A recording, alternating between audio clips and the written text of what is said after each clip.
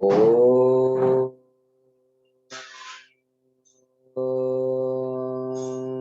भूर्भुवः स्वः तत्सवितुर्वरेण्यं भर्गो देवस्य धीमहि धियो यो नः प्रचोदयात्।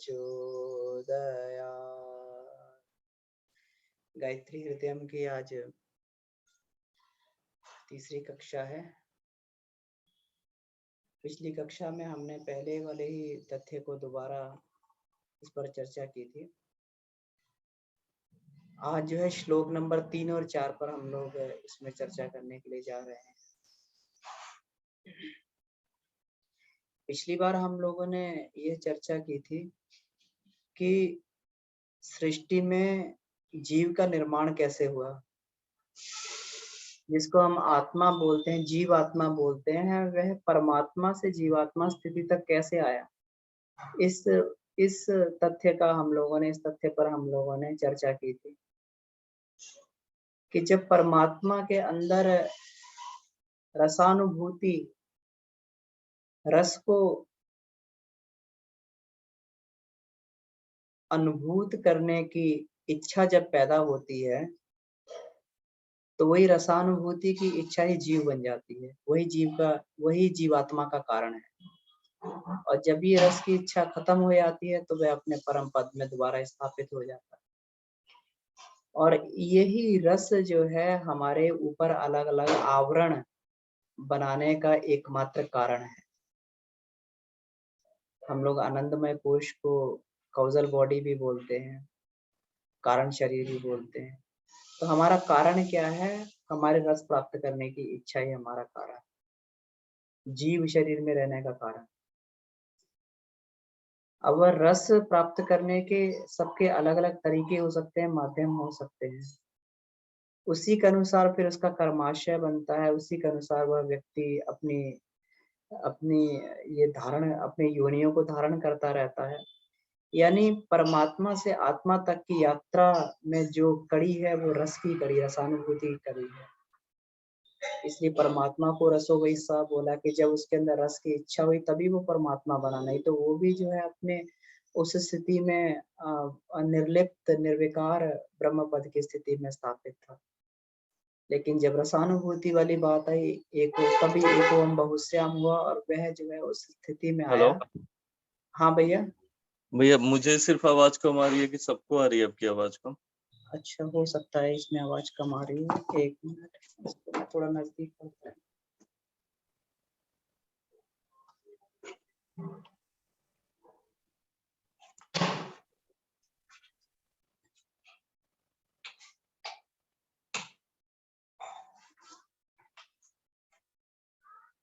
तो हम लोग अभी, भैया ठीक आ रही है आवाज?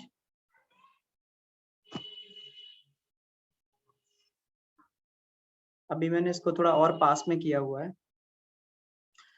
तो ये जो जीवात्मा से परमात्मा तक की यात्रा है, ये रसानुभूति की यात्रा है। और हर जीव का रस लेने का तरीका अलग अलग होता है, तो इसलिए अलग अलग जीव हमें दिखाई देते हैं, अलग अलग जीवों की योनियां दिखाई देती हैं। और मनुष्य में भी जो है तरह तरह के मनुष्य केवल और केवल इसी तरीके से दिखाई देते हैं कि उनकी रसानुभूति का तरीका उनका अलग अलग है। तो पिछली बार सृष्टि में हम लोगों ने सृष्टि में किस प्रकार से वह जीवात्मा का विकास हुआ, किस प्रकार से पंच कोशों का निर्माण हुआ, ये पूरा का पूरा विज्ञान पिछली बार दिया हुआ था।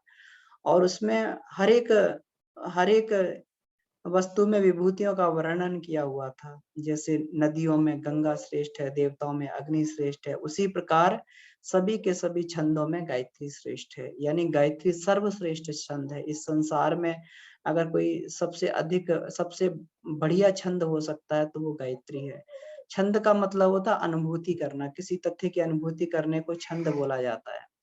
यानी गायत्री ब्रह्म को अनुभूति करने के लिए, ब्रह्म को अनुभूति प्राप्त करने के लिए ये गायत्री छंद जो है ये सबसे बढ़िया माध्यम है जो हमें परमात्मा के ब्रह्म तक की अनुभूति को करवा सकता है। ये सबसे बढ़िया छंद है। गायत्री छंद।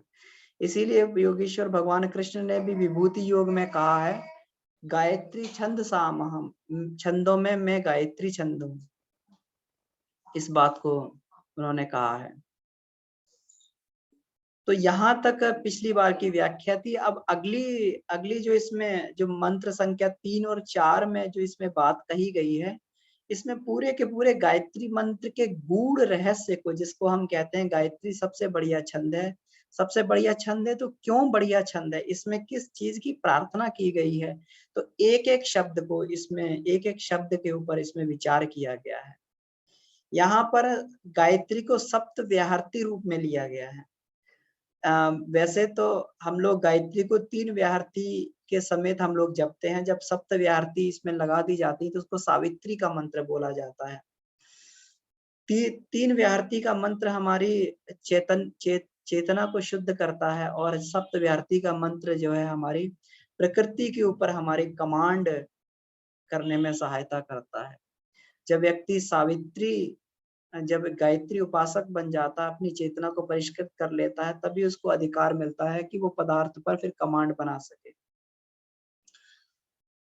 तो इसमें अब ये सप्त व्याहृतियों के रूप में यहाँ पे चर्चा की गई है गायत्री मंत्र की। किम भू, ये भू क्या है, किम भुवा, भुवा क्या है, किम स्वाहा, किम महा, किम जनः, किम तपः, किम सत्यम, किम तत्, किम सवितुः, किम वरेण्यम, किम भर्गः, किम देवस्य, किम धीमहि, किम धियः, किम यह, किम नः, किम प्रचोदयात्, कि ये सब जो है ये इसकी अलग अलग व्याख्या करके बताई है। अभी तो हम लोग जो है गायत्री मंत्र को इस तरीके से हम लोग उसकी व्याख्या कर लेते हैं कि उस प्राण स्वरूप, दुष्टनाशक, सुख स्वरूप, श्रेष्ठ पाप नाशक, श्रेष्ठ तेजस्वी देव स्वरूप परमात्मा को अपनी अंतरात्मा में धारण करें, वह परमात्मा हमारी बुद्धि को सन्मार्ग में प्रेरित करे।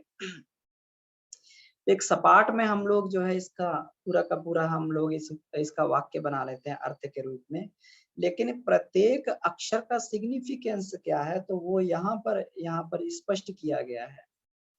यहाँ कहा गया भूरिति भूर्लोका, तो ये भूरिति जब इसको संधि विच्छेद करते हैं तो भू इति भूर्लोका, भू जो है भूलोक है, मतलब पृथ्वी लोक को भू बोला गया। तो भू जो है पृथ्वी लोक का प्रतीक है, जो हमने पिछली बार भी इसमें जो चर्चा की थी गायत्री उपनिषद में भी, पृथ्व्यर्चम समददात, पृथ्वी को ऋक से यानी ज्ञान से संबद्ध किया गया।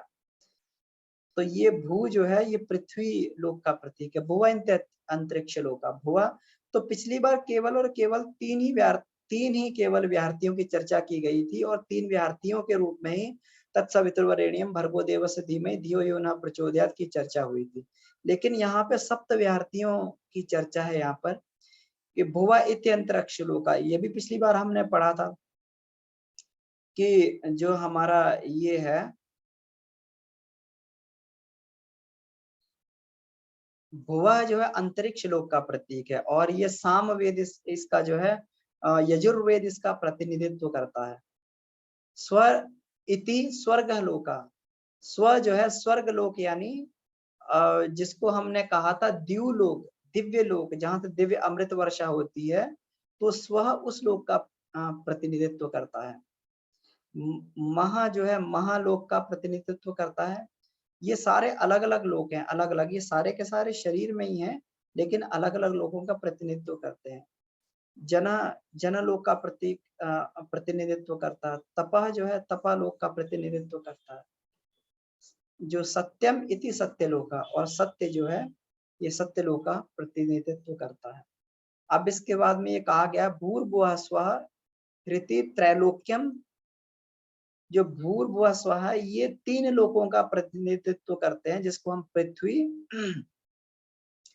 पृथ्वी, अंतरिक्ष और द्युलोक, जिसको स्वर्ग लोक बोलते हैं, इन 3 लोगों का। तदिति तेजो, अब इसको संधि विच्छेद करके देखें, तत् इति तेजो, यानी जो तत् अक्षर है, जो तत् अक्षर ये तेज का प्रतीक है। और ये तेज क्या है, यत् तेजसो अग्निर्देवता, यही तेज जो है अग्निर्देवता है। यानी जो हमने ये कहा था कि देवों में कौन श्रेष्ठ है, देवों में अग्नि श्रेष्ठ है। अब यहाँ पर उस अग्नि की बात नहीं की गई जिससे हम लोग खाना पकाते हैं, जैसे हम लोग जो है अपनी भट्टियां जलाते हैं, उस अग्नि की बात नहीं की गई। यहाँ उस अग्नि की बात की गई है जो व्यक्ति को सदैव सदैव उसके चिंतन चरित्र व्यवहार को ऊपर उठाती रहती है, उसके अंदर देवत्व का संचार करती है।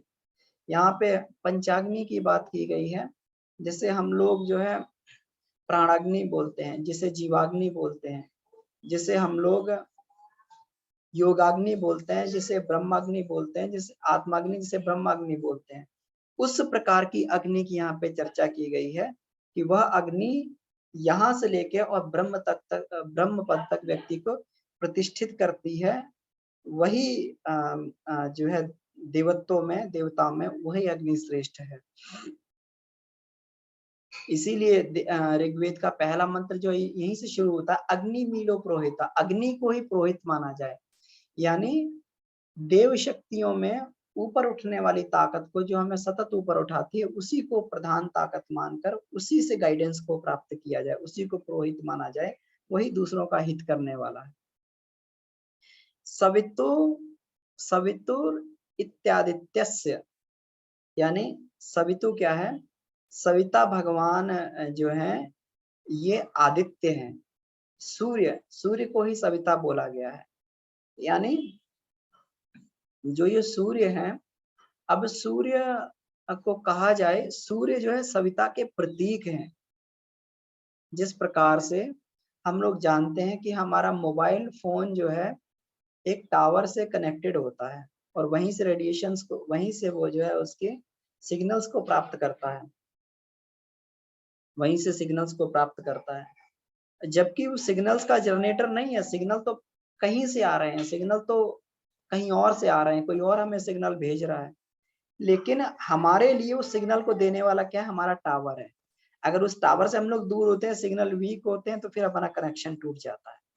तो हमारे लिए तो सविता देवता जो है हमारा ये टावर है, सूर्य रूपी टावर ही हमारे लिए सविता देवता है, उसी से हम लोग जो उनकी अप्रोच कर सकते हैं। इसलिए यहाँ पर आदित्य को, यानी सूर्य को ही यहाँ पर सविता बोला गया है। कि सविता क्या है, वो सूर्य को सविता बोला गया। वरेण्यम इत अन्यम, और यहाँ पे वरेण्य किसको बोला गया, अन्न को वरेण्य बोला गया, यानी अन्न ही वर्ण करने योग्य है, लेकिन वह अन्न क्या, अन्यम अन्नमेव इति प्रजापति, वह अन्न जो है प्रजा पालन करने वाला अन्न है। अब यहाँ पे अन्न ये नहीं हुआ कि जो हम लोग दाल चावल गेहूं जौ बाजरा इत्यादि के रूप में जो अन्न खाते हैं, यहाँ अन्न का अर्थ हुआ जीवनी शक्ति, और वो जीवनी शक्ति ही जो है वो परमात्मा सत्ता से स्फुरण के रूप में, जैसे जो जो परमात्मा से, ब्रह्म से जो जो स्फुरण होता है, वो अन्न के रूप में स्फुरण होता है, और वही सॉलिड होके सॉलिडिफाई होके पेड़ में बदल जाता है, पत्तों में बदल जाता है, रस में बदल जाता है, जल में बदल जाता है, वही जो है मांस में बदल जाता है, वही दूध में बदल जाता है, तरह तरह की चीजों में वही। और जिस प्रकार से जो व्यक्ति उस जीवनी शक्ति को ग्रहण कर सकता है, परमात्मा देखिए कितना दयालु है, उसने हर एक व्यक्ति के लिए अन्न की व्यवस्था की हुई है। शेर जो है पत्ते नहीं खा सकता, उसको तो मांस ही चाहिए, उसके लिए मांस के रूप में अन्न की व्यवस्था की हुई है। बंदर जो है मांस नहीं खा सकता, उसको पत्ते चाहिए, उसको लिए पत्ते के रूप में उसकी व्यवस्था की हुई है। शिशु जब पैदा होता है तो वो जो है सॉलिड अन्न नहीं खा सकता, उसके लिए दूध के रूप में अन्न की व्यवस्था की गई है। यानी ये पूरे के पूरे प्रजा पालन करने की शक्ति जो है, यही अन्न की शक्ति है, जो पूरी की पूरी प्रजा को धारण करती है, उसे अन्न की शक्ति बोला गया है। तो जो हम वरेण्य कहते हैं कि वरेण्यम, जो वर्ण करने योग्य, तो ये अन्न की शक्ति ही वर्ण करने योग्य है, जो हमें हमारे अंदर आकर हमें परिपुष्ट करती है, हमें हमारे अंदर आकर जो हमें शक्तिवान बनाती है, अन्न की शक्ति। इसीलिए जब व्यक्ति गायत्री मंत्र का जप करता है तो धीरे धीरे आगे चल के उसकी भूख प्यास कम हो जाती है। क्यों? क्योंकि उसके चक्र जागृत हो जाते हैं, वो वरेण्य के द्वारा ही उस अन्न को धारण कर लेता है। बहुत बार कभी आपको ऐसा लगे कि कभी आपने कभी प्रैक्टिकल करके देखा हो कि जिस दिन ध्यान और उपासना नहीं की जाती, उस दिन कुछ ना कुछ व्यक्ति का खाने का मन करता रहता है, बार बार भूख लगती है, मन में कुछ ना कुछ खाने की एक प्रबल इच्छा जगती रहती है। इसका मतलब क्या हुआ कि जो सविता देवता से डायरेक्ट कनेक्शन बना के वरण्य के द्वारा हम लोग अन्न ग्रहण कर रहे थे, उस अन्न को ग्रहण नहीं किया गया। और जब व्यक्ति साधक जो स्तर का होता है, वो धीरे-धीरे जब आगे बढ़ता रहता है, तो उसकी भूख बहुत कम होने लगती है। उसकी भूख कम होने लगती है, उसका पाचन तंत्र भी जो है वो कठोर चीज़ों को पचाने के लिए, क्योंकि उसकी जो शक्ति है, वो अब शक्ति उसके उत्कर्ष में लगने लगती है। उसकी शक्ति जो है शरीर भोजन पचाने की अपेक्षा उसके उसके कुसंस्कारों को जलाने के लिए उसकी शक्ति प्रयुक्त होती है। उसकी दुर्बलताओं को नष्ट करने के लिए प्रयुक्त होती है। उसके अंदर सत्य प्रवृत्ति का संचार करने के लिए वो शक्ति प्रयुक्त होती है। तो वहाँ जो है तो वो जो भोजन पचाने में जो शक्ति जा रही थी, तो धीरे-धीरे जो है फिर शरीर सॉफ्ट भोजन की डिमांड करने लगता है। व्यक्ति हार्ड भोजन नहीं कर सकता, बहुत उसको धीरे-धीरे उसकी साधना के बाद सॉफ्ट भोजन की उसको आवश्यकता पड़ने लगती है, सुपाच्य भोजन व्यक्ति करने लगता है। इसी को सात्विक भोजन कहा जाता है, क्योंकि उसकी शक्ति का, उसके अन्न का बहुत सारा जो उसका हिस्सा है, वो ध्यान के और यौगिक क्रियाओं के माध्यम से पूरा हो जाता है। तो ये प्रजापालनी शक्ति वरेण्य के माध्यम से हमें प्राप्त होती है। भर्ग इत्यापः, भर्ग इत्यापः, तो यहाँ पर जो कहा गया भर्गो, भर्गो इति आपः, आपः का मतलब होता है जल। यहाँ पर आपो वही भर्गा, यहाँ ये कहा गया है यदा पस्तत सर्वा देवता। ये जो भर्ग है, जो आप है, ये देव शक्तियों का प्रतीक है। ये भर्ग जो है, ये देव शक्तियों का प्रतीक है। भर्ग के माध्यम से व्यक्ति देव शक्तियों को, इसीलिए भर्ग को शक्ति का प्रतीक बोला गया है। भर्ग के माध्यम से व्यक्ति उस दुर्गा शक्ति को, देव शक्तियों की सामूहिक शक्ति को अपने अंदर वह धारण करता है। देवस्य सवितुर्देवो वा यह पुरुषा स विष्णु। देवस्य जो है वो सविता देवता को ही यहाँ पर जो है देव बोला गया है। देवस्य कौन है, देवता कौन है यहाँ पर?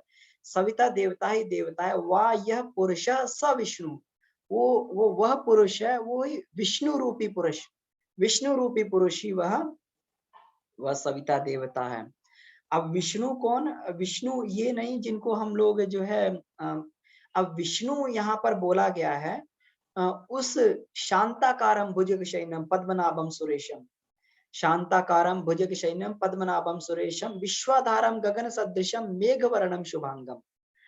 जो शांताकार है, बिल्कुल एकदम शांति स्वरूप है, आनंद स्वरूप है, पूरी की पूरी, और जो है भुजगशयनम, जो कुंडलनी शक्ति के ऊपर, भुजग शयनम का मतलब होता है सांप की कुंडलनी के ऊपर, सांप जो कुंडलनी मारता है, शेषनाग की कुंडलनी के ऊपर बिल्कुल जो संसार की कुंडलनी, जो कुंडलनी व्यवस्था है, जो शक्ति जो ये संसार को चलायमान कर रही है, जो शक्ति प्रतिदिन वेग से, प्रतिक्षण वेग से जो इस संसार को चलाए हुए है, उस अशांत शक्ति के ऊपर भी जो शांत रूप से अवस्थित होकर पूरे शरीर, पूरे संसार का संचालन करता है, वह उसी को शांताकारम भुजगशयनम बोला गया है। बिल्कुल एकदम शांत अवस्था में जो है वो उस पर आनंद मग्न होकर सोता हुआ वह संसार को चलाता है। तो उस परम पिता को यहाँ पर विष्णु बोला गया, उसी को सविता देवता बोला गया है। सविता के लिए अगर वो कहा जाए तो सविता के लिए ये बोला जाता है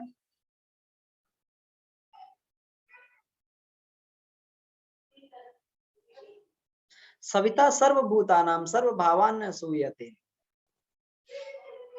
सविता सर्वभूतानां सर्वभावान सूयते। जो वह सविता देव कौन है? वो सभी भूतों को पैदा करने वाला है और उनके अंदर सभी भावों का संचार भी करने वाला। अब मान लीजिए हमारे अंदर भाव उठते हैं तभी हम लोग कार्य करते हैं। किसी पशु पक्षी के अंदर जो भाव उठते हैं तभी वह उसके अनुसार कार्य करता है। पक्षी के अंदर सुबह उठने के, जगने के भाव जगते हैं तो वो जग जाता है। उसको भोजन की इच्छा के भाव जगते हैं तो भोजन तलाश करने के लिए वो चल पड़ता है। तो ये सारे के सारे सवनात् प्रेरणा चैव सविता तेन उच्यते, जो सभी के अंदर प्रेरणाओं का सवन करता है उसी को सविता देवता कहा जाता है। तो इसलिए यहाँ पर विष्णु का अर्थ उस सविता देवता से लिया गया है कि जो सारे के सारे संसार को हैंडल करता हो, अभी शांत अवस्था में रहता है, तो ये सविता देवता है। धीमहि ऐश्वर्यम, धीमई का मतलब धारण करना, धीमई का मतलब धारण करना, और धारण किसको करें? वो ऐश्वर्य को धारण करें, मतलब ईश्वर के ऐश्वर्य को। और इसमें ऐश्वर्य की परिभाषा को भी इसमें बोला गया है। हाँ, धीमई का मतलब ध्यान करना, धीमई का मतलब ध्यान करना। ध्यान किसका करें? ईश्वर के ऐश्वर्य का ध्यान करें। हम लोग जो है सविता के सूर्य के प्रकाश का ध्यान करते हैं। प्रकाश क्या है? प्रकाश का मतलब ऐश्वर्य है। प्रकाश जब गुरुदेव बोलते हैं, प्रकाश का मतलब ज्ञान, प्रकाश का मतलब प्रज्ञा, प्रकाश का मतलब शक्ति, है ना। ये सारे की सारी शक्ति, ज्ञान और प्रज्ञा जो है, ये सविता देवता का वैभव है, सविता देवता का ऐश्वर्य है, जिसको प्रकाश के स्वरूप में हम लोग ध्यान करते हैं। यद ऐश्वर्यम, अभी देखिए ईश्वर ऐश्वर्य को भी यहाँ पर व्याख्या की गई है। यद ऐश्वर्यम स प्राणम इत्यध्यात्मम तद अध्यात्मम तत्परम पदम तन्महेश्वर। तो ये ऐश्वर्य क्या है? ये प्राण है, ये ऐश्वर्य प्राण रूप है, ये अध्यात्म रूप है, ये हमारी अंतरात्मा रूप है, ये परम पद रूप है, ये महेश्वर स्वरूप है। तो ये ईश्वर के ऐश्वर्य को, इन स्वरूपों को हम लोग जो है अपने अंदर धारण करें। धिये इति महीति, ध्यान करें। धिये इति महीति मतलब ध्यान तो करें, लेकिन इनकी धारणा इस तरीके से हो जैसे पृथ्वी की धारणा होती। महीति पृथ्वी मही, मतलब जैसे पृथ्वी की धारण जैसे पृथ्वी की धारण क्षमता है, पृथ्वी हम सभी को धारण किए हुए है। हम कितना भी पृथ्वी पर गड्ढा खोदते हैं तो पृथ्वी हमें शीतल जल देती है। पृथ्वी पर हल चलाते हैं तो पृथ्वी हमें खाने के लिए अन्न देती है। उसको कुरेदते हैं तो पृथ्वी हमें जो है तरह तरह की धातुएं हमें देती है। तो कितनी बड़ी पृथ्वी की धारण शक्ति, धारण क्षमता है। तो इस तरीके की धारणा हमारी उस ईश्वर के प्रति होनी चाहिए कि कोई भी कष्ट और कठिनाई हमारे ऊपर आ जाए, लेकिन वो ईश्वर के प्रति धारणा हमारे ऊपर, ईश्वर के ऊपर हमारी धारणा कभी डगमगाए नहीं। यद ऐश्वर्यम स प्राण इत्यादात्मम तदात्मम तत्परम परम पदम पहेश्वरम धिये इति महीति पृथ्वी मही यो न प्रचोदयति कामः। और ये जो प्रचोदयात है, ये काम शब्द है कि मतलब हमारी कामनाएं किस दिशा में जानी चाहिए, हम किस प्रकार का कामना करें। काम का मतलब कामना, हमारे अंदर जो इच्छाएं उठती हैं। काम ईमान लोकान प्रचावयते, कि काम हो हमारे अंदर। यो नश्रंस यो अनृशंस्य स परमो धर्म इत्यैषा वही गायत्री, कि हमारे अंदर जो कामनाएं पैदा हो वो नृशंस कामनाएं ना हो, मतलब हमारी स्वार्थ परक कामनाएं ना हो, वो हमारी अध्यात्म पर कामनाएं हो, परमार्थ परक कामनाएं हो, धर्म धर्म के प्रति हमारी जो है इच्छा रूपी ये कामनाएं हो, धर्म के धारण करने के लिए इच्छा रूपी हमारी ये कामनाएं हो, वही गायत्री है। इत्तेषा वही गायत्री, वही जो है ये गायत्री है। तो ये गायत्री हमें, हम लोग गायत्री का मंत्र का तो जप तो करते हैं, लेकिन अब ये देखिए कितने ब्रॉड वे में जो गायत्री हमारे अंदर परिवर्तन करती है। गायत्री हमारा जो आमूल चूल जो है ये परिवर्तन करती है। इस मंत्र में ये पूरी की पूरी गायत्री का इस प्रकार से बखान दिया गया है। परम पूज्य गुरुदेव के पास में एक बार एक व्यक्ति गया, तो वो कहने लगा कि मैंने सुना है गायत्री को सर्व काम दुख बोला गया है, कि गायत्री सभी कामनाओं की पूर्ति कर देती है क्या? तो गुरुदेव ने कहा कि बेटा, गायत्री कामनाओं की पूर्ति नहीं करती है, गायत्री कामनाओं को ही खत्म कर देती है। कामनाएं कौन सी खत्म होती हैं? संसारिक कामनाएं खत्म हो जाती है, व्यक्ति आप्त काम हो जाता है। आप्त काम का अर्थ उसका केवल और केवल एक ही जुनून रह जाता है कि किस प्रकार से आत्म प्रगति करनी, आत्मिक कामनाओं को पूरा करना है। और जब वो अपनी आत्मा को प्राप्त कर लेता है तो ये भी जुनून उसके अंदर ये खत्म हो जाता है, और वो अपने परम पद पर प्रतिष्ठित होके उसके अंदर सारी की सारी कामनाएं शिथिल और शांत हो जाती हैं। वो फिर बिल्कुल शांत और आनंद वाले पद पर, कैवल्य वाले पद पर अवस्थित हो जाता है। तो ये आज की कक्षा का ये विषय था। तो यहाँ तक हम लोगों ने चर्चा की। अगर कोई इसमें प्रश्न बनता है तो हमारे पास कुछ समय है, तो प्रश्न पर चर्चा की जा सकती है। जी। और कोई अगर अनुभव इसमें बनता है तो अनुभव पर भी हम लोग चर्चा कर सकते हैं। प्रणाम भैया। भैया दीदी अभी 1-2 दिन पहले ही मैं ना जैसे गायत्री मंत्र चलाती हूँ सुबह यूट्यूब पे, तो एक कुछ चलाया गायत्री मंत्र, तो उसमें अर्थ के साथ वो उन्होंने बोला कि गायत्री मंत्र विद अर्थ है। तो उसमें उन्होंने क्या किया था, हर अक्षर के साथ ना किसी भगवान का नाम जोड़ा हुआ था कि जी रे मीन्स राम, ही मीन्स सीता, ऐसे ऐसे करके ना, कोई लक्ष्मी कुछ। तो ये कहाँ से इन्होंने मतलब बनाया हुआ है, ऐसे ही रैंडम या पता नहीं? नहीं, मैंने रैंडम नहीं पहली है बार दीदी, ऐसा देखा था ये। हाँ। रैंडम नहीं है। गायत्री की 24 शक्तियों का वर्णन जो है इसमें दिया हुआ है गायत्री में महाविज्ञान भाग 2 में। तो गायत्री की, जिसको 24 गायत्री के रूप में हम लोग बोलते हैं, तो ये 24 गायत्री की हम लोग जो है एक एक करके हम लोग ये इसमें जो है हम लोग जानने का हम लोग को मौका मिलेगा कि एक अक्षर के रूप में कौन सा एक देवता इससे संबद्ध है और उसका कौन सा विशेष मंत्र है। तो ये दीदी हम लोग को जानने को मिलेगा इसमें। तो किसमें भैया? गायत्री महाविज्ञान भाग 2 में दीदी 24 गायत्री अच्छा, टॉपिक है। हाँ, उसमें इसी में किस हम लोग, मतलब किसी अक्षर को सीता, राम, हाँ विष्णु बिल्कुल, सबके साथ वो मैप बिल्कुल किया हुआ है। संबद्ध किया हुआ है। तो वो बिल्कुल ये जो है हनुमान गायत्री है ना? और जो हमारे राम गायत्री है, सीता गायत्री है, तो इस तरीके से 24 अक्षरों की 24 गायत्री हैं और 24 इसके साथ देवता संबद्ध हैं। जी, दीदी। जी धन्यवाद भैया। जी, धन्यवाद दीदी।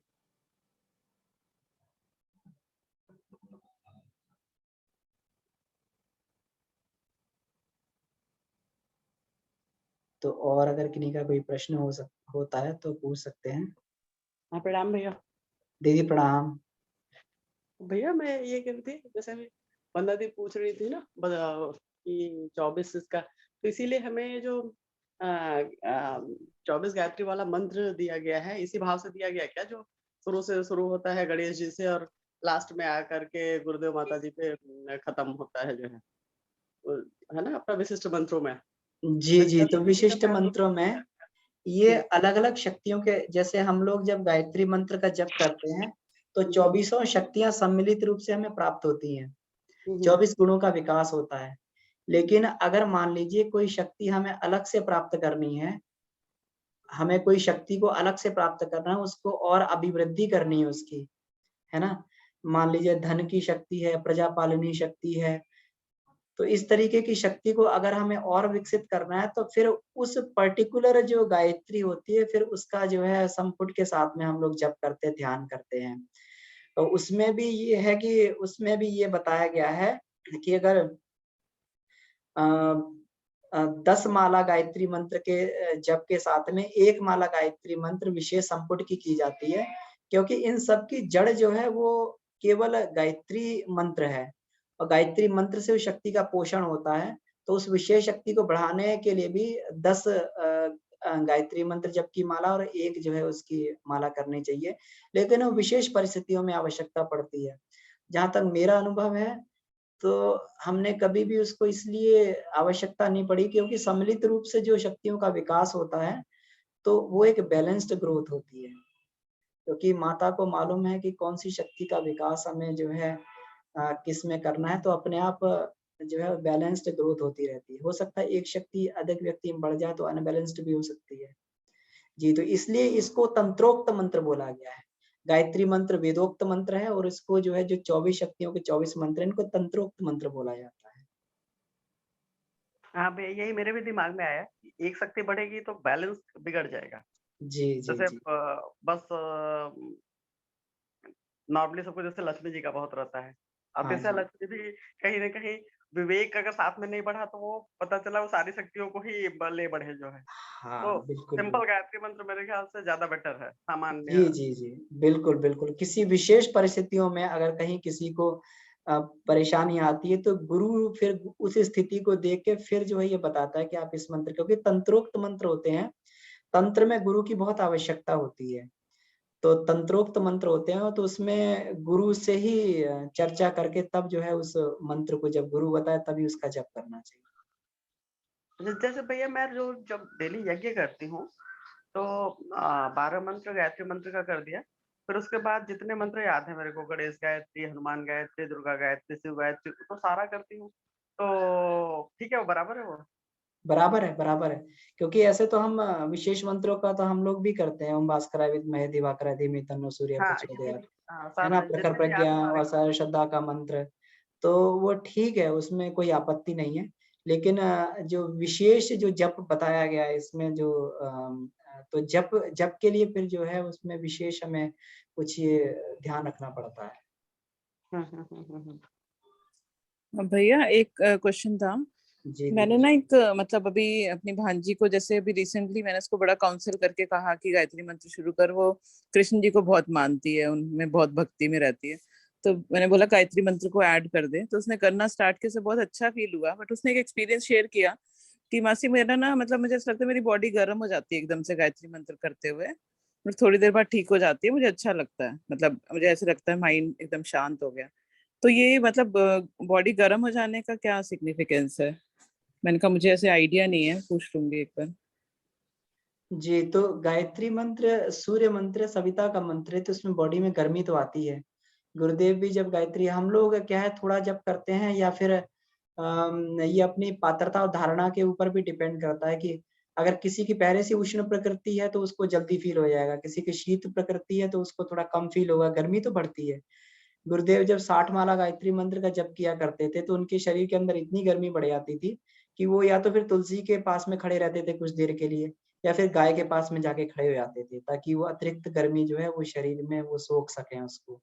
तो गर्मी तो बढ़ती है, लेकिन कुछ लोगों की शीत प्रकृति होती है तो नहीं समझ में आती है और कुछ लोगों की जो है उष्ण प्रकृति वालों को जल्दी समझ में आ जाती है।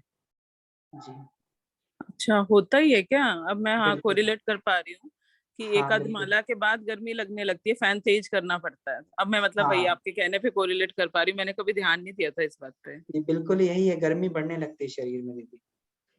क्योंकि सूर्य मतलब की वो ऊर्जा ओके को है हम ना, खींचने उसमें लगते तो हैं कोई ना, इशू नहीं है, वो तो कोई इश्यू जनरल है नहीं, ना। जनरल है। सूर्य की ऊर्जा को खींचने लगते हैं ना, तो इसलिए जो है गर्मी हमें फील होती है। ओके, ठीक है भैया। अच्छा भैया एक चीज़ और कि जी, जी। जैसे आपने बताया कि जैसे ये अभी गायत्री मंत्र, गायत्री हृदयम की जो व्याख्या करी, वैसे ये तो मतलब बड़ा ही मतलब रोमांचकारी टाइप से है कि मतलब अगर समझ आ जाए।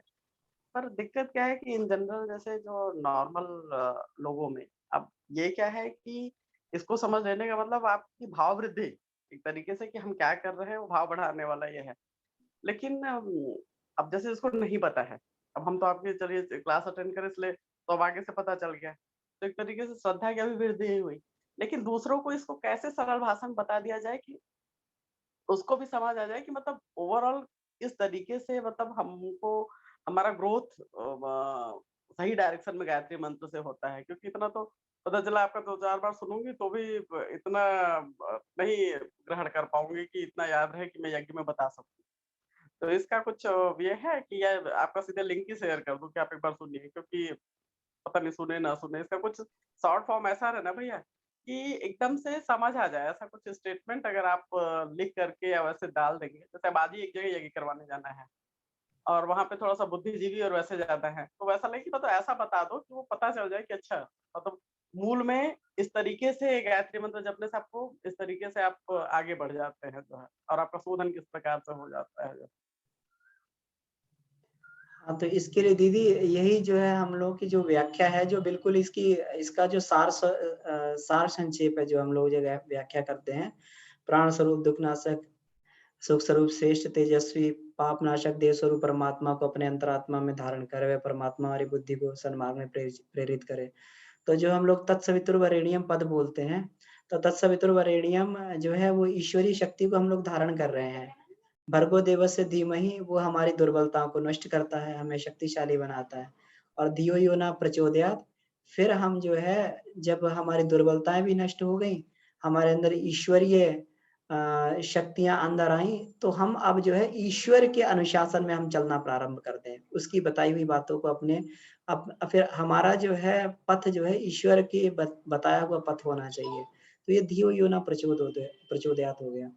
तो ईश्वर का बताया हुआ पथ का मतलब जो है इस संसार को सुंदर बनाया जाए और अधिक से अधिक जो है इसको इसमें जितना हमसे बन पड़ता है दुःख कष्टों को कम किया जाए और जो है सुख को बढ़ाया जाए, लोगों के सुख को बढ़ाया जाए।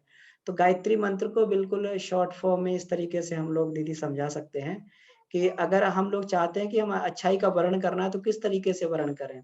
तो तत्सवितुर्वरेण्यं हमारे अंदर जो है ये अच्छाइयों की अपने आप अभिवृद्धि होने लगेगी जब ये हमारी जो अंदर ग्लैंड्स को जो झंकृत करेगा तो अपने आप अंदर से अच्छाइयों के रस फूटने लगेंगे।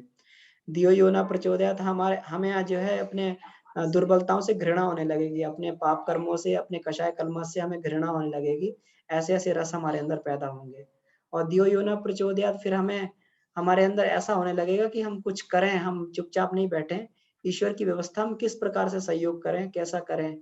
कैसा जो है हम कितना अपना जो है किस तरीके से हम उनके कार्य में मदद करें। तो ये ही गायत्री मंत्र का कंसाइज़ रूप है, जिसी को हम उपासना, साधना और आराधना बोलते हैं। तो इसी तरीके से जो है इसको समझाया जा सकता है। पर हाँ भैया, भैया। हाँ सॉरी, बोलो दीदी आप। बोलिए बोलिए बोलिए। हाँ, पर ये ना पता नहीं, मुझे ऐसा लगता है लोग अपने उसमें ही खुश हैं। मतलब उनको नीड ही नहीं लगती कि इस तरह की हम पर्सनैलिटी अपनी बनाएं। मतलब वो तो, उनको तो अगर ये कहोगे कि हाँ जी आपको कोई अड़चन आ रही है तो आप गायत्री मंत्र कर लो तो आपका सॉर्ट हो जाएगा, मतलब इसमें इतनी शक्ति है, तो वो फिर भी सुन लें। बट अगर हम कहें कि आप इस तरह से आगे बढ़ोगे, लोगों के लिए सोचोगे, मतलब जो मेरा अनुभव है वो तो उनको उनको नहीं मतलब समझ आता। वो अपने अलग ही मोड में होते हैं, मुझे ऐसा लगता है, पता नहीं। हाँ, तो बिल्कुल आपने ठीक कहा दीदी। इसमें जो है 80% से 90% मनुष्य जो हैं वो इसी मोड में रहते हैं। उसको कहा जाता है इसमें जिसको ये बोला गया है आहार, निद्रा, भय, मैथुन। ये 4 वृत्तियाँ जो है आहार, निद्रा, भय, मैथुन। आहार खाना खा लिया, सो लिया, निद्रा, भय जब डर लगा तो कुछ कर लिया और मैथुन इसमें जो अपने परिवार को बढ़ाया गया। तो ये जनरल प्रवृत्तियाँ जो है हर एक मनुष्य में बाय डिफ़ॉल्ट पाई जाती हैं। लेकिन जो इससे ऊपर उठ के जो सोचता है, वही व्यक्ति जो है ईश्वर का सहयोगी बनता है और वो हर कोई सहयोगी नहीं होता है। जब प्रज्ञोपनिषद में भी जो हम लोग पहले भी हम लोगों ने इस बात पे चर्चा की थी।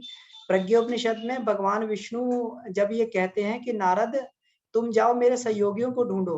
तो नारद ने कहा कि मैं आपके सहयोगी कौन से होंगे? तो उन्होंने कहा कि मतलब तुम मेरा संदेश सुनाना सबको जाके और जो व्यक्ति उस संदेश को सुन के प्रभावित हो और तुम्हारे पास में आकर कुछ उत्सुकता को व्यक्त करे इसका मतलब वह मेरा सहयोगी होगा। उसको तुम फिर जो है वो गायत्री का सार संक्षेप समझाना, उसको गायत्री का तत्व समझाना, फिर वो व्यक्ति जो है अपने आप को गायत्री के द्वारा उद्धार करेगा और फिर वो संसार का भी उद्धार करेगा। तो ये जो है इसमें कहा गया पूर्व संचित संस्कारा श्रुत्वा युग निमंत्रणम। जो जिनमें पूर्व संस्कार होंगे वो ही युग का निमंत्रण को सुनेंगे और वही तुम्हारे पास में आएँगे और तुम्हारे पास में आकर फिर अपनी उत्सुकता को अपनी बताएँगे। इसलिए सामान्य व्यक्ति जो है अपने इसमें आहार, निद्रा, भय, मैथुन की 4 प्रवृत्तियों में ही संतुष्ट रहता है। वो इससे ऊपर की बात नहीं सोच सकता है वो। लेकिन जो इसके अंदर कुछ है, ईश्वर का अंश है जो भगवान का सहयोगी रहा है, इसीलिए बार-बार भगवान जब भी अवतार लेते हैं तो अपने सहयोगियों को पहले पैदा करते हैं और अपने सहयोगियों के साथ में ही साथ में लेकर वो फिर इस संसार की व्यवस्था को बदलते हैं। जी दीदी।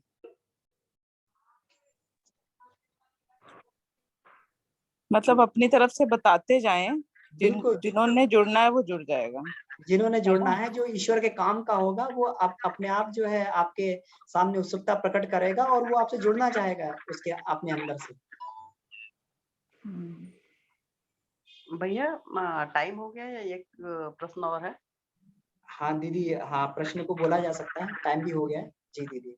तो बोलूं फिर? हाँ दीदी, बिल्कुल, बिल्कुल। जैसे भैया अभी आपने बोला कि ये व्याख्या कई बार आपने करी है कि जब हम गायत्री मंत्र बोलते हैं तो हमारे अंदर की ग्रंथियां शब्द की वाइब्रेशन से झंकृत होती हैं। झंकृत होकर के मतलब वहां पे रगड़ से उत्पन्न होती है, उससे ऊर्जा निकलती है और वही हमारी बॉडी में काम करती है। और कहीं मैंने पढ़ा था और आपको उससे भी ये समरी निकल के आई थी मेरे दिमाग में कि फिर वो इतनी एक्टिवेटेड हो जाती हैं कि नेचर से चीजों को ग्रहण करने लगती हैं। जो बहुत सारी अनुभूति होना, आप समझ सकते हो तो क्या भाव मेरा कहने का है कि वो चीजें बढ़ जाती हैं। तो इसी पे एक दिन डिस्कशन हो रहा था हमारा। तो बात ये आई कि इन्होंने कहा कि अक्षर कैसे बने। तो मैं इनको लगी बताने की मैंने शायद पढ़ा था गुरुदेव के साहित्य में कहीं या स्वर वाली इसमें जो है कि जब ऋषि मुनियों ने ध्यान में जो ध्वनि ये हुई है, तो उसको अपने शरीर में उन्होंने देखा है कि जो शेप बना है, उससे उन्होंने हिंदी के स्वर और व्यंजन की रचना करी है। मतलब जो मंत्र जिस बेसिस पे बनाया गया है, ये यही उसका आधार है। तो फिर दूसरा क्वेश्चन है कि फिर अगर ऐसे काम करता है तो बाकी भाषाओं का निर्माण कैसे हुआ? फिर मैंने कहा यार ये तो मतलब ये तो बात तो सही है, भाषाएँ तो बहुत सारी एबीसीडी कैसे बनी, फिर ये हुआ। तो इसका क्या जवाब होना चाहिए? हाँ, तो इसमें ये कहा जा सकता है जो हमारी भाषा थी, व्याकरण का जो निर्माण हुआ, तो भगवान शंकर ने ये भी कहा जाता है कि भगवान शंकर ने अपना डमरू बजाया था, तो उससे जो है ये व्याकरण के 14 सूत्र निकले थे। और इन 14 सूत्रों से पूरे के पूरे व्याकरण शास्त्र का निर्माण हुआ है, जो हमारी अ से ज्ञ तक जो वर्णमाला है, ये इसी से निर्मित हुई है। तो दूसरा दूसरा इसमें ये कहा जाता है, हो सकता है ये अलंकारिक भाषा में हो। दूसरा इसमें ये कहा जाता है कि जो हमारे चक्र हैं, तो जब चक्र में से प्राण होकर गुजरता है, तो इसमें अलग-अलग ध्वनियाँ निकलती हैं। तो अलग-अलग ध्वनियाँ ही जो है वो अलग-अलग स्वर और व्यंजन के रूप में प्रकट होती हैं। व्यक्ति जब अपने चक्र में किसी अवस्थित होता है, तो उसको वहाँ उस तरीके की ध्वनियाँ उसको सुनाई देती हैं। जितने उसके पंखुड़ियाँ होती हैं, यानी जितनी पंखुड़ियाँ होती हैं, जिस वे में उसकी एनर्जी चैनलाइज़ होती है, उसी प्रकार की उसको ध्वनि सुनाई देती है। तो अब बाकी ये हो गया कि ये ध्वनि तो इसमें एक अक्षमालिको उपनिषद भी है, जिसमें बताया गया कौन-कौन से अक्षर जो है किस-किस देवत्व का, देवता का प्रतीक है, किस-किस प्राकृतिक शक्ति का प्रतिनिधित्व करता है। तो अब तो ये हुई संस्कृत की और इसकी भाषा। अब इसमें बाकी कैसे आई, तो इसमें ये डिराइव होती गई, लैंग्वेजेज़ जो है डिराइव होती गई। इसमें कहते हैं संस्कृत जो है प्राचीनतम भाषा है। अब हो सकता है कोई इसको मानेगा, नहीं मानेगा, लेकिन संस्कृत को प्राचीनतम भाषा बोला गया है। लेकिन धीरे-धीरे इसका अपभ्रंश होके और धीरे-धीरे जो है क्षेत्र के हिसाब से जो है ये भाषा अपभ्रंश होके और फिर अलग-अलग भाषाओं में ये कन्वर्जन इसका होता चला गया। तो ये बाकी की भाषाएँ जो डिराइव्ड भाषाएँ हैं और जो संस्कृत भाषा है मूल भाषा है। तो ये एक डिस्कशन का विषय है, इसीलिए नासा ने कभी इसको कहा था कि संस्कृत भाषा की ग्रामर इतनी प्योर ग्रामर है कि हमें सुपर कंप्यूटर बनाने के लिए इतनी प्योर ग्रामर की ही आवश्यकता पड़ेगी। अन्यथा जो भी हम ग्रामर अभी तक बनी है वो सब एम्बिग्यूटिव ग्रामर होती है, एम्बिग्यूटी होती है उसमें, तो इसलिए मनुष्य जैसा सुपर कंप्यूटर अभी तक नहीं बन पाया। तो ये जो है इसमें आगे इसको फिर फर्दर भी इसको डिस्कस किया जा सकता है दीदी। तो पश्चिमी लोगों ने भी माना है संस्कृत की व्याकरण सबसे प्योरेस्ट व्याकरण है और यहीं से सारी चीजें पैदा हुई हैं। हाँ भैया। इसमें फिर जब मैं चुप हो गई भैया कि हाँ और भाषाओं का ये है, तो खुशी ने एक चीज़ बोली, बोली कि ये संभव है कि जैसे अब 2 लोग बैठे हैं, कहीं के भी हो सकते हैं, भारत के अमेरिका के कहीं के भी। जब वो बोलता आदमी तब है जब उसको भाव अपना कुछ एक्सप्रेस करना होता है। तो उस केस में कुछ ध्वनि निकली होगी, कुछ साउंड निकला होगा, तो उससे मतलब जो भाव उनको व्यक्त करना था और उस समय उस भाव को व्यक्त करने के लिए अंदर से जो ध्वनि निकली, उसको उन्होंने उसके लिए पर्टिकुलर बना लिया। अब जैसे हम लोग गाय को गाय क्यों कहते हैं? अब ऐसा-ऐसा करके हमें बता दिया कि जी ऐसे-ऐसे शेप वाला ये गाय हो गया, ऐसे-ऐसे शेप वाली बकरी हो गई। तो वैसे ही करके शायद हर जगह की भाषा का निर्माण हुआ होगा। जैसे बोले जी, ये जी। यूनिवर्सल है कि कहीं का बच्चा हो, चाहे वो भारत का हो, चाहे कहीं का भी हो, वो बोलता ओम है सबसे पहले ऊ, म बोले मम्मी देखो ये बच्चा जन्मजात बोलता है, कहीं चाहे वो विदेशी हो चाहे जो हो। उसके बाद जो उसको जिस तरीके से जिस भाव के समय जो चीज़ बोली जाती है, वो ऑटोमैटिकली उसको सीख लेता है, कि मतलब जी, ये जी। वाला भाव आएगा, ऐसा फेशियल एक्सप्रेशन होगा तो यही शब्द निकलेंगे। बिल्कुल, तो बिल्कुल। ये सारा तो सॉर्ट आउट हो गया, लेकिन यही नहीं सॉर्ट आउट हुआ कि हमारी हिंदी का तो रचना उन्होंने देख करके कर दी ऋषि मुनियों ने और बाकी भाषाओं का नहीं हो पाया। अच्छा ये डिस्कशन इतना बढ़ा कि फिर बाद में हुआ कि मैंने बहकाने के लिए ऐसे स्टेटमेंट दे रहे हैं। मैंने कहा यार अब मेरे पास प्रूफ ही नहीं है, मैं कैसे बताऊँ? लेकिन मैंने कहीं पढ़ा है कि निर्माण तो ऐसे ही हुआ है, अक्षर का और व्यंजन स्वर और व्यंजन का जो है। तो ठीक है देखते हैं, आप बताएँगे तो कुछ क्लैरिटी आएगी क्योंकि आप ना चीज़ों को बहुत अच्छे से समझाते हैं। तो फिर हो सकता है कि और मुझे भी पता चल जाए कैसे बताना है जो है। जी, दीदी। खैर गुरुदेव का सारा ज्ञान है और हम सभी लोग उन्हीं का स्वाध्याय करके आगे बढ़ रहे हैं। हम लोग आगे भी चर्चा करते रहेंगे। खैर इससे और भी शोध का विषय मिलता है, तो हम भी इसको और खोजने का प्रयास करेंगे दीदी। जी। तो बहुत-बहुत धन्यवाद सभी का। तो हाँ, तो कक्षा का समापन यहीं पे करते हैं, शांति पाठ के साथ में परम पूज्य गुरुदेव वंदनीय माता जी को धन्यवाद करते हुए। ओम शांति, शांति, शांति। समाप्त। आप सभी को बहुत-बहुत धन्यवाद।